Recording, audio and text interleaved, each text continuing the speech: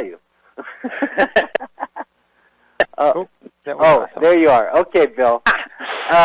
Excellent. Okay, tell us quickly what's working best with the private money stuff you want to share, and anything else. Sure. A few things with private money. My first private money deal was actually from one of my renters. Just talking to them, and they were moving to another area, and I was telling them what we were doing, and they had a retirement account, and I had a deal coming up, and asked them if they wanted to make a good return on their dollar, and they was like, absolutely, let's do it. And that happened within probably 3 or 4 days. So the timing was perfect, and that was they had a trust account, so they funded a deal totally. Then it sold, and made them. What I do is I guarantee them at least 3 months interest, even if I sell it, within a month if I turn it or whatever. Mm-hmm. So he's real excited about that. That one, I turned that one, and recently got another one, and he's all over it, doing another deal. So that's working real well. Another way I talk to everybody about what I'm doing and investments and what they're doing as far as investments and whatnot, and how much they're making. And most of them aren't making too much. so it's pretty easy, unless they're a savvy, stock player.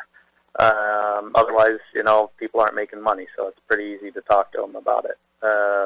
I was doing a presentation to a seller the other day, and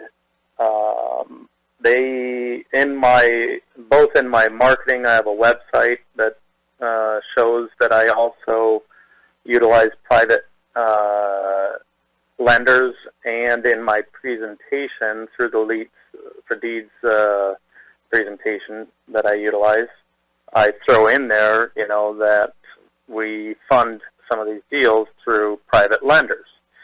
And at the end of the presentation, from selling, they said, well, okay, we have to go back. It was a probate deal, and they had to talk to the other heirs, to do it. But then they said, okay, now we want to switch topics. We understand that you take investors. Can you tell me about that program? And sure enough, told them the whole deal and asked them what they were making on their investments, which was basically, less than 1%.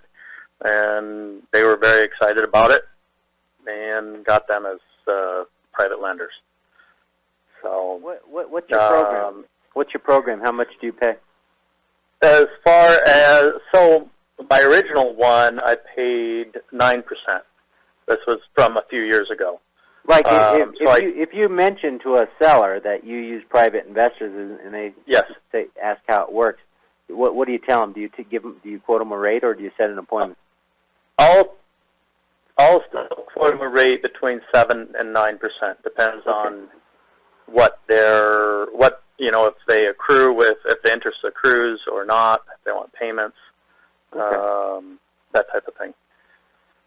So, and what made you think about asking your renter for private? You said you just flap your lips to everybody.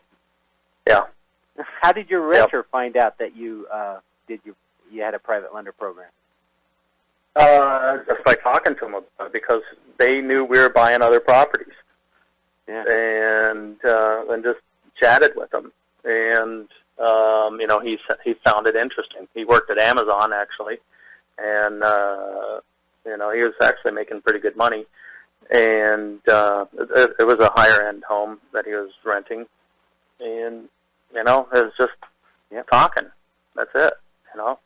Yep. And especially in this market, you have to flap your lips.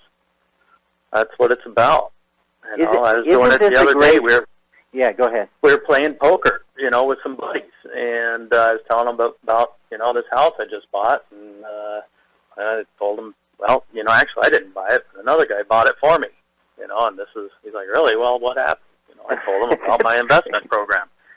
And he's like, wow. He's like, well, what? He's like, yeah, all my money's in cash right now. I was like, well, that's doing you real good.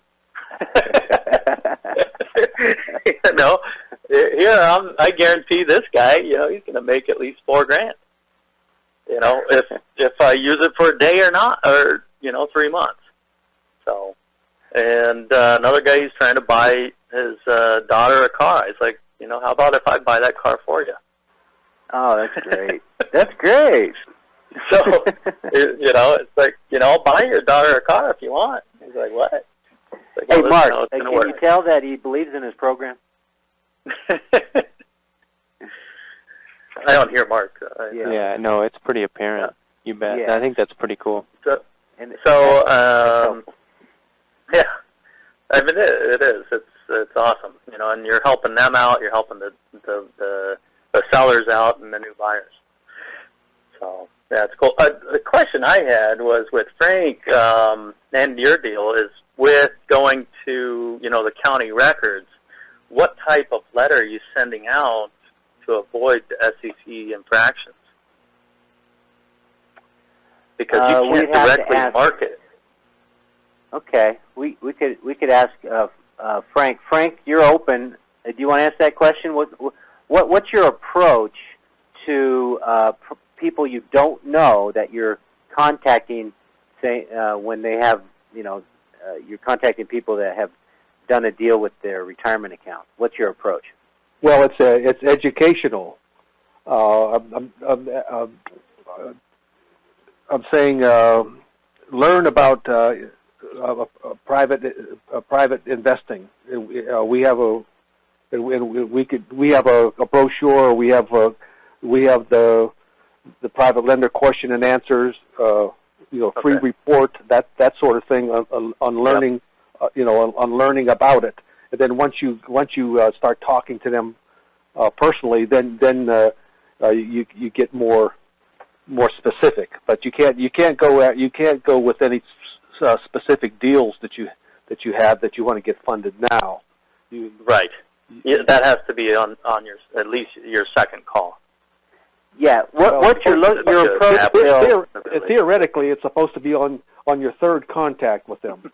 That's when they become an associate. When you become, is that right with SEC? Yeah. If you want to maintain the exemption, it's family, friends, and associates, and you become an associate after 3 contacts: email, mailing, a voice, a personal meeting, or something like that. Just 3 of those, and now you can really present a specific deal. Right. Right. Yeah. So the approach is offering information. So it's an informational approach, and getting them to raise their hand, and then talking with them, finding out what they're trying to accomplish. That's right. And then sitting down and explaining your program, going through the Q&A lender tool I gave everybody, or something like that. Explain how the program works. Then, after they understand that you've built a relationship, so you can do deals with people you have relationships with, and essentially your goal is to build a little relationship. That's right. Right. So you're doing you are doing a marketing for you basically want to qualify. You basically want to qualify them also that they are kind of an investor. That they're doing some investing, finding out what kind of investing they're doing and what they want to achieve with their investing. So that they're basically more of an experienced investor rather than someone that just has $20,000. And so you want a more sophisticated investor, in my opinion. Well, I wouldn't say that. I would say educate your potential investors until it makes sense for them to do the deal. Because if someone has 15 or 20 or 25 grand sitting around doing nothing, and I can use that money and they can get a high rate of return, I want to get them in a position where they can take advantage of it. Well, that's true. All right, we're going to move along. Thanks, Frank. We're going to mute you out here. Bill, anything else? More. Yeah. Well, actually, one more question for Bill was: does he have escape clauses with his lease option program? Who's asking the question? This is Schilling asking about Bill. Asking Bill Rafter. Yeah. Okay, Bill Rafter, Yes. you have escape clauses in your contracts? And your lease option program. Yeah, I mean, we, especially if we're thinking about buying the property, I mean, we make the deal subject to getting the property occupied. But yeah, I mean, there's a clause in there that says that the seller can cancel the deal after 90 days, and also they can go ahead and get out of the deal if they decide not to, rent the property out, or they actually find somebody on their own. And we can also cancel the deal, with any kind of a notice that we put in there, usually 10 days. So you're not actually putting funds up right away, an option consideration right away? No, not at all. In fact, Okay. We don't put any money up at all. Basically, we just tie the property up with the disclosures, and the seller. It's almost a non. There's almost hardly any negotiation because we are agreeable to pay them full price and full market rent, and we go with their numbers as long as they're reasonable, and then we'll go ahead and put it out to the marketplace. If after we put it to the marketplace says, well, the price is too high or the rent's too high, we'll go back to the seller and say, hey, we need to renegotiate, some of these numbers because the buyers are just not going to go at $1,200. Nobody is willing to go more than $1,100. So we'll go back and renegotiate the deal if the numbers don't work. And at the same time, you give the seller the right to try to find a tenant themselves. Yeah, but we don't allow them to. Yeah, we don't allow them to put a sign on the property to compete with ours. And generally, our experience has been is that they've usually tried it for a while and it just hasn't worked out. So they're happy, just to put it in our hands and let us do it, especially when we can demonstrate to them. Like right now, we have about 200 buyers on our buyers list. Mm-hmm. So I mean, we generally can get the property leased up a lot quicker than they can, and so they're just really happy to put it in our hands and let us do our magic. Where did you mainly get your buyers list? Well, most of it's from bandit signs. I mean, when we get a property tied, in a lot of cases, we'll tie a property up that we know we're probably not going to be able to do a lease option on, because it's just not a desirable property. But it's, let's say, on a busy street, so it's a good area, but it's just really on a very busy street. We'll stick our signs out there, and we'll get 200 phone calls, off the signs to build up our buyers list, even though, ultimately we may not be able to lease that particular property.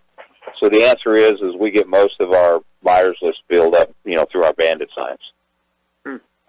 So Bill, we're going to hold off on some Schilling. We're going to hold off on the Q&A a little bit longer and get Michael Jake in there. Anything else, Bill Schilling? No, that was about it. I did one more deal with another investor, utilized their 401 or their IRA, self-directed IRA. They bought the property, turned it, and they want to buy another one from me. So do you mostly flip your deals, or do you buy and hold? No, I do. Well, whatever I need at the time. Transaction engineer. Yep. Very good, Bill. Well, excellent. Yeah, there's a lot of people that you wouldn't think, have retirement accounts, and they need a good way to make the money on their retirement accounts. That's an excellent source for private money, people with retirement accounts as well. Because usually, if the cash is sitting in the bank, well, CD holders, I guess, but I wouldn't, people have money that you just wouldn't know until you flap your lips, right? Right, Bill? That's right. All right. Okay. Just another one at church. You're a money machine, man. No kidding. All right. Do we have to beef up your marketing so you have more deals to fund that you need funding on? That I do need. Okay. I'm not getting the deal. Well, I'm not getting the leads. Good leads. I'm sending my stuff out, but that's just I'm not getting the leads that I want. Are you in the boot camp, or are you a guest tonight? I'm a guest tonight. Okay. You missed all the marketing stuff we're covering. All right. Well, we're going to do another marketing session. You're a guest sales on the team live.